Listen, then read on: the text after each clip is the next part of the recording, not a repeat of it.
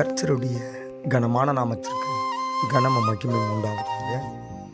இந்த 23ஆம் தேதியிலும் 4வது மாதத்திலும் உங்களை சந்திப்பதிலே, உங்களோடு பேசுவதிலே நான் மிக்க மகிழ்ச்சி அடைகிறேன். இன்றைய நாளுக்கான வசனம் லூக்கா 12ஆம் அதிகாரம் 49வது வசனம். பூமியின் மேல் அக்கினியை போட வந்தேன், அது இப்போது பற்றி எரிய வேண்டும் என்று விரும்புகிறேன்.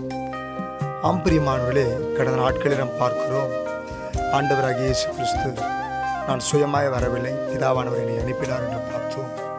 அதற்கு மறுநாள் நாம் பார்த்தோம், ஒரு ஒளியாய் வருகிறேன் என்று சொல்லியிருக்கிறோம்.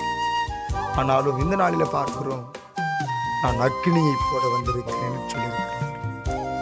ஆம்பிரியமானவர்களே, ஆண்டுடைய வார்த்தையை கீழ்ப்படியாமல் ஆண்டவருக்கு விரோதமான பாவங்களை செய்து ஆண்டவரை துக்கப்படுத்துகிற, ஆண்டவருக்கு விரோதமான காரியங்களை செய்கிற ஒவ்வொருவரையும் பார்த்து கர்த்தர் சொல்லுகிறார், நான் அக்கினியை போட வந்திருக்கிறேன், அது இப்போது பற்றி எரிய வேண்டும்.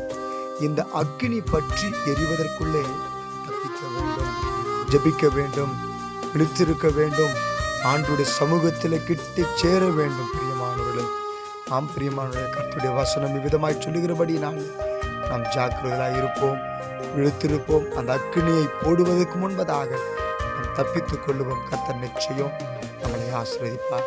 தொடர்ந்து உங்களுக்காக ஜெபிக்கிறேன். இயேசு ஜெபிக்கிறார் ஊழியங்கள் பாஸ்டர் ஆர் காணிக்கராஜ். கர்த்தர் தாமே உங்களை ஆசீர்வதிப்பார்கள்.